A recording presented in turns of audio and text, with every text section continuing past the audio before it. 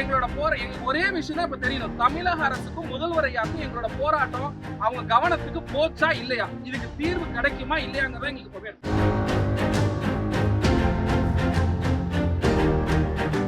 என்ன காரணங்களுக்காக இதுக்கு 1.5 மாசம் ஆச்சு, என்ன காரணத்துக்காக நாங்க வேலை இல்லை எங்களுக்கு, அதை யாருக்கு ஒரு ரிட்டர்ன் கொடுத்தாங்க. எங்களுக்கு வேலை வேண்டாம், அடுத்த விஷயம் வேலை. 2வது விஷயம், கொத்தடிமைகள் மாதிரி இந்த நிமிஷம் வர வேலை இருக்கா இல்லையா, குடும்ப நடுத்தரல இருக்கா இல்லையா, பிச்சை எடுக்காத குறையா இருப்பாங்க. எங்களோட ஆளுங்க யாருன்னு சொல்றது, எதன் மூலமா தெரிவிக்கிறது, அதுக்காக வழி சொல்லுங்க. நாங்க போய் நிக்கிறோம், வேலை இல்ல, ஒர்க் லோட் இல்ல, எங்க போனாலும் வாய்மொழியில எங்க நிர்வாகம் வந்து என்ன செய்யும், சென்னையில எங்களோட நிர்வாகம் எல்லா இடத்துலயும் ஒரு கட்டமைப்பை ஏற்படுத்தி வச்சிருக்கு, ஒரு பிம்பத்தை ஏற்படுத்தி வச்சிருக்கு. என்ன ஏற்படுத்தி வச்சிருக்கு, இவங்க யாருக்குமே வேலை இல்ல, ஒர்க் லோட் இல்ல. ஏன் ஒர்க் லோட் இல்லாம போச்சு, என்ன ப்ரூஃப் கொடுத்தீங்க? வாய்மொழியில சொல்றவங்க எல்லாத்துக்கும் சப்ஜெக்ட் இல்லன்னு ஒர்க் அவுட் கொடுத்தீங்களா, ஃபேக்கல்டி ஸ்ட்ரென்த் அவைலபிலிட்டி இல்லன்னு சொல்லி ஒர்க் அவுட் கொடுத்தீங்களா, ரிட்டர்ன் ஒர்க் அவுட் எங்க கொடுத்தீங்க? எங்களுக்கு எப்படி வேலை இல்லன்னு சொல்லி உட்கார வச்சிருக்கீங்களோ அதே மாதிரி வாய்மொழி பிம்பத்தை கிரியேட் பண்ணி வச்சிருக்கீங்க எல்லாரும். அவனுக்கு கிளாஸே நடக்கிறது கிடையாது கொஞ்சம் கூட. அது ஏன் கொண்டு போய் மாட்டீங்க? ஆசிரியர்கள் எப்படி பாடம் நடக்கும்? வாயில என்ன கவுண்டர்னாலும் சொல்லலாம். திரும்ப சொல்றதா, 40 பேர் வேலையை 4 பேர் கொடுத்து சூப்பர் சிறப்பா நடக்குது நிறுவனம் அப்படின்னு சொல்லலாம். 4 பேர் நம்ம மாடு மாதிரி இருக்கா, மீதி 36 பேரு 36 குடும்பம் தனி மனித சம்பந்தப்பட்டதா இது? என் பேரண்ட்ஸுக்கு இருக்க அத்தனை பேரோட பேரண்ட்ஸுக்கு மெடிக்கல் எக்ஸ்பென்சஸ் என்ன ஆகுது? நாங்க வந்து லட்சக்கணக்கில் வாங்குறவங்க கிடையாது, வெறும் 27,000 30,000 வாங்குறவங்க. மெடிக்கல் எக்ஸ்பென்சஸ், எங்க பசங்களோட ஃபீஸ், எங்களோட எக்ஸ்பென்சஸ், இது முதல்ல இந்த சம்பளத்தை எப்படி இது பண்ண முடியும்? அந்த சம்பளத்தை வாங்குறது எங்களுக்கு மக்கள் ஏற்ப.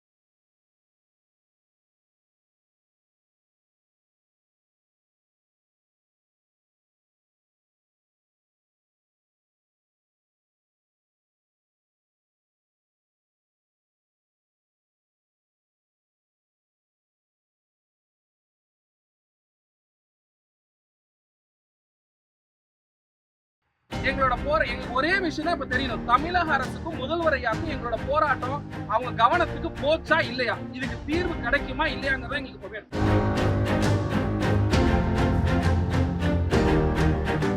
என்ன காரணங்களுக்காக இதுக்கு 1.5 மாசம் ஆச்சு, என்ன காரணத்துக்காக நாங்க வேலை இல்லை எங்களுக்கு, அதை யாருக்கு ஒரு ரிட்டர்ன் கொடுத்தாங்க. எங்களுக்கு வேலை வேண்டாம், அடுத்த விஷயம் வேலை. 2வது விஷயம், கொத்தடிமைகள் மாதிரி இந்த நிமிஷம் வர வேலை இருக்கா இல்லையா, குடும்ப நடுத்தரல இருக்கா இல்லையா, பிச்சை எடுக்காத குறையா இருப்பாங்க. எங்களோட ஆளுங்க யாருன்னு சொல்றது, எதன் மூலமா தெரிவிக்கிறது, அதுக்காக வழி சொல்லுங்க. நாங்க போய் நிக்கிறோம், வேலை இல்ல, ஒர்க் லோட் இல்ல, எங்க போனாலும் வாய்மொழியில எங்க நிர்வாகம் வந்து என்ன செய்யும், சென்னையில எங்களோட நிர்வாகம் எல்லா இடத்துலயும் ஒரு கட்டமைப்பை ஏற்படுத்தி வச்சிருக்கு, ஒரு பிம்பத்தை ஏற்படுத்தி வச்சிருக்கு. என்ன ஏற்படுத்தி வச்சிருக்கு, இவங்க யாருக்குமே வேலை இல்ல, ஒர்க் லோட் இல்ல, ஏன் ஒர்க் லோட் இல்லாம போச்சு? என்ன ப்ரூஃப் கொடுத்தீங்க? வாய்மொழியில சொல்றவங்க எல்லாத்துக்கும் சப்ஜெக்ட் இல்லன்னு ஒர்க் அவுட் கொடுத்தீங்களா? ஃபேக்கல்டி ஸ்ட்ரென்த் அவைலபிலிட்டி இல்லன்னு சொல்லி ஒர்க் அவுட் கொடுத்தீங்களா? ரிட்டர்ன் ஒர்க் அவுட் எங்க கொடுத்தீங்க? எங்களுக்கு எப்படி வேலை இல்லன்னு சொல்லி உட்கார வச்சிருக்கீங்களோ அதே மாதிரி வாய்மொழி பிம்பத்தை கிரியேட் பண்ணி வச்சிருக்கீங்க எல்லாரும். அவனுக்கு கிளாஸே நடக்கிறது கிடையாது கொஞ்சம் கூட. அது ஏன் கொண்டு போக மாட்டீங்க? ஆசிரியர்கள் எப்படி பாடம் நடக்கும்? வாயில என்ன கவுண்டர்னாலும் சொல்லலாம். திரும்ப சொல்றதா 40 வேலை 4 பேர் கொடுத்து சூப்பர் சிறப்பா நடக்குது நிறுவனம் அப்படின்னு சொல்லலாம். 4 பேர் நம்ம மாடு மாதிரி இருக்கா, மீதி 36 பேரு 36 குடும்பம் கனிமனித சம்பந்தப்பட்டதா இது? என் பேரண்ட்ஸுக்கு இருக்க அத்தனை பேரோட பேரண்ட்ஸுக்கு மெடிக்கல் எக்ஸ்பென்சஸ் என்ன ஆகுது? நாங்க வந்து லட்சக்கணக்கில் வாங்குறவங்க கிடையாது, வெறும் 27,000 30,000 வாங்குறவங்க. மெடிக்கல் எக்ஸ்பென்சஸ் எங்க பசங்களோட ஃபீஸ், எங்களோட எக்ஸ்பென்சஸ். இது முதல்ல இந்த சம்பளத்தை எப்படி இது பண்ண முடியும்? அந்த சம்பளத்தை வாங்கறதே எங்களுக்கு வக்கீல் ஏப்ப.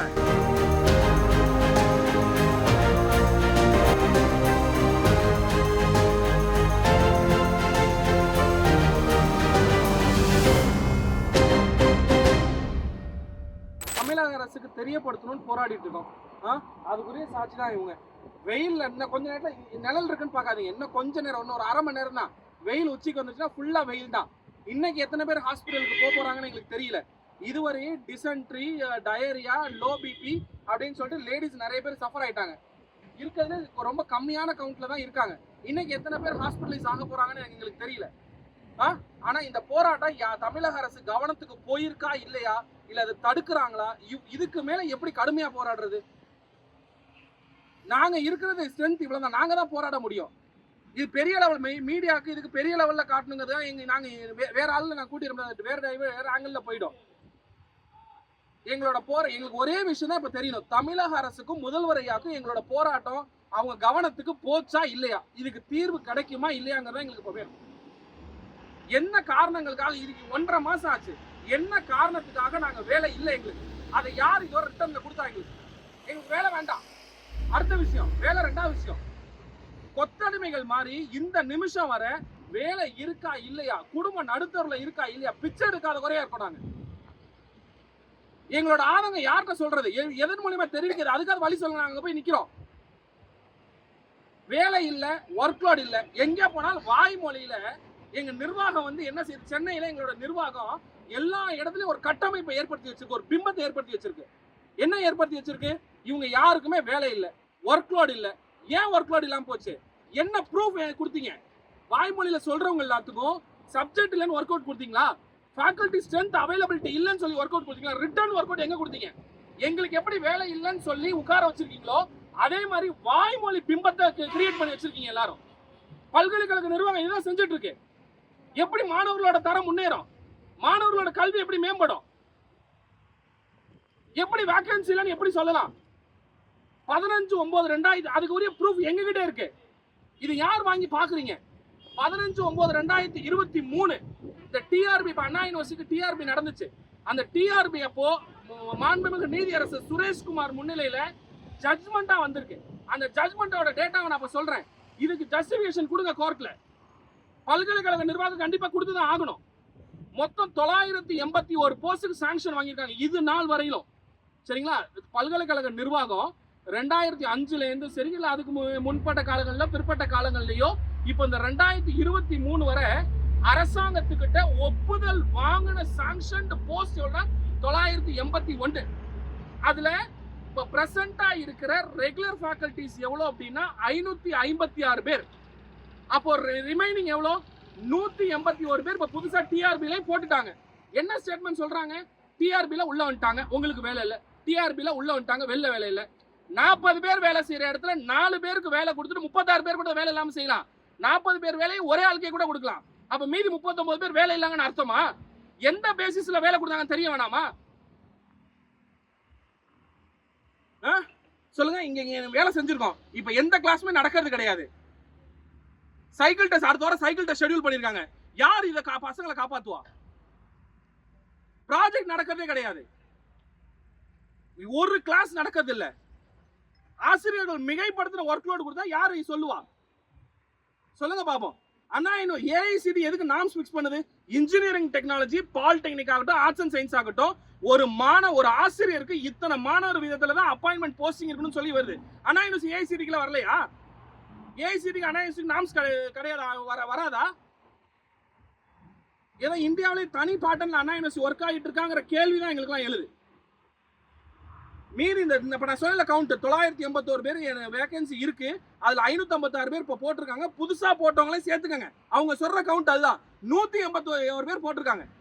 அப்ப ரிமைனிங் எவ்வளவு இருக்கணும்? 244 அந்த சாங்ஷன்ட் வேகன்ட்லயும் 244 வேகன்ட் இருக்கு.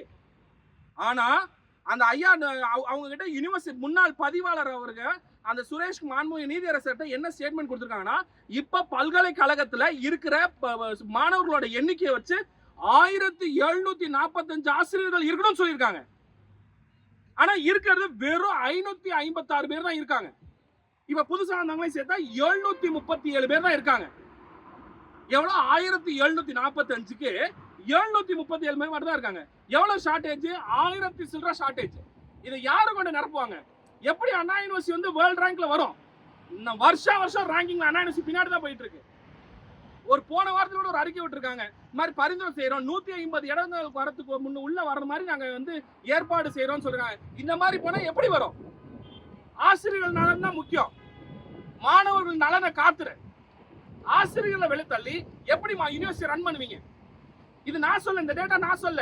15/9/2023 அன்னைக்கு யூனிவர்சிட்டி முன்னாடி இருக்க ரெஜிஸ்ட்ராரு மாண்புமிகு நீதியரசர் கிட்ட இந்த டிஆர்பியை கண்டக்ட் பண்றதுக்காக வந்த ஜட்ஜ்மெண்ட்ல அபிஷியலா கொடுத்த டேட்டா. ஆனா இப்ப இருக்கிற ஆட்சியாளர்கள், இப்ப இருக்கிற பல்கலைக்கழக நிர்வாகம் என்ன சொல்லுது? உங்களுக்கு 668 போஸ்ட் தான் இருக்கு. எப்படி 981 668 சுருங்குச்சுன்னு யாருக்காவது விதை இருக்கா? சொல்லுங்க பாப்போம். இதே நிலை நீடிச்சா நாங்க இன்னும் நாளுக்கு நாள் போராட்டத்தை கடுமையாக்கியே தீருவோம் அப்படிங்கறத நாங்க உண்மையை ரொம்ப வேதனையோட தெரிவிச்சுக்கோம். யாரும் சந்தோஷமா இல்ல. இன்னொரு 1/2 மணி நேரத்துல வெயில் வந்துரும். 10 நாள் ஆச்சு. யார் எங்களை வந்து பாத்தீங்க?